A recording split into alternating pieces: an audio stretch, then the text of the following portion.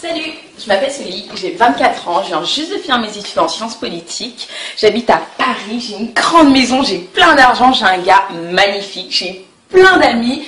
Bref, la vie de rêve, genre tous les week-ends en boîte parce que j'aime trop danser, parce que je suis bien foutue, tout le monde me dit que je suis belle. Bref, la vie idéale. Mais j'ai un problème. J'ai un gros problème. C'est ça mon problème. C'est qu'après les strass et les paillettes, quand je rentre chez moi, que j'enlève ma perruque, plutôt ma prothèse, ben moi je le vois, j'ai très mal. Parce que je me dis que j'ai 24 ans, j'ai peut-être même pas fait le tiers de ma vie, et je suis condamnée à ça, parce que je peux rien faire d'autre. Enfin, je peux pas me montrer comme ça, c'est pas possible. Sinon tout s'arrête. Pourquoi?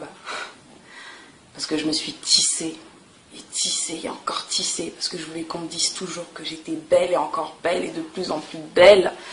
Je me suis fait toutes sortes de mèches qui me serraient la tête.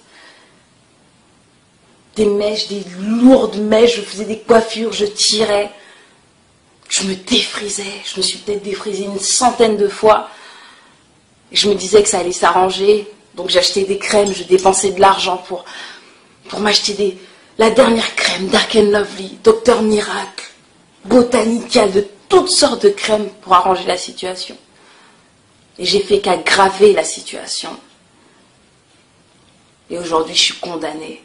Je suis condamnée à rester comme ça. J'ai pas le cancer, j'ai pas de leucémie.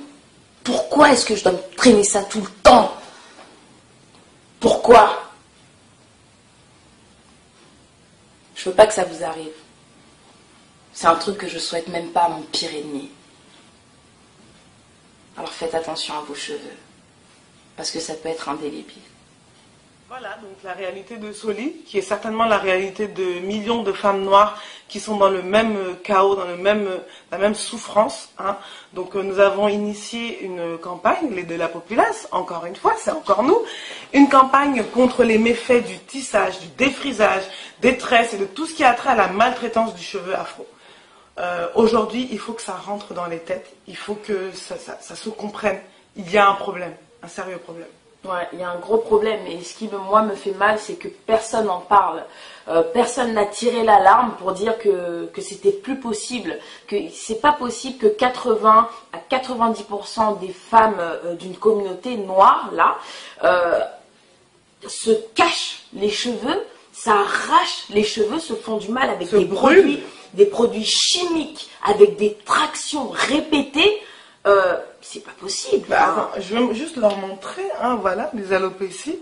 Hein, malgré que ça fasse des mois que je sois devenue naturelle, j'ai toujours un problème pour faire pousser mes cheveux de devant à cause des tractions. C'est des problèmes de millions de femmes. Voilà. C'est pas juste moi avec mon problème et son problème, c'est des millions de femmes, c'est nos mamans.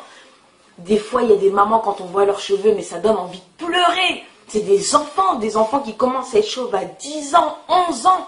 C'est grave. On est clairement dans un déni. On est dans une souffrance. Dans un gros déni. Un gros déni. C'est-à-dire qu'on se dit, non, mais j'ai juste envie de changer de tête. Non, mais je fais ce que je veux. Oui, bien sûr, tu fais ce que tu veux. Là, tu fais ce que tu veux. Quand tu te caches la tête ou des tonnes de mèches, et quand tu te défrises, tu te brûles, tu te rends le cheveu tout plat. Nous avons des cadavres de cheveux sur la tête. Ouais. C'est pas des cheveux, ce sont les cendres. C'est comme quand on brûle, ce qui reste, c'est ça.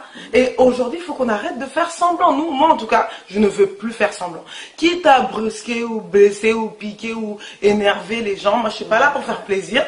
Ma cause, mon militantisme, mon engagement pour la cause afro, c'est pas le sourire ou le boost, un boost. Oh, je te booste, non. C'est pas pour ça que je le fais. Parce que demain, quand on aura une ribambelle de petites filles qui seront comme Naomi Campbell avec des rangées de déserts capillaires, moi j'ai pas envie d'être là et d'avoir dit que je n'ai rien fait. Je vais me battre jusqu'à ce que ça passe. Si on peut le faire passer dans les écoles, si on peut le faire passer dans les pharmacies, on va le faire. On n'est pas là, c'est que le début de la campagne.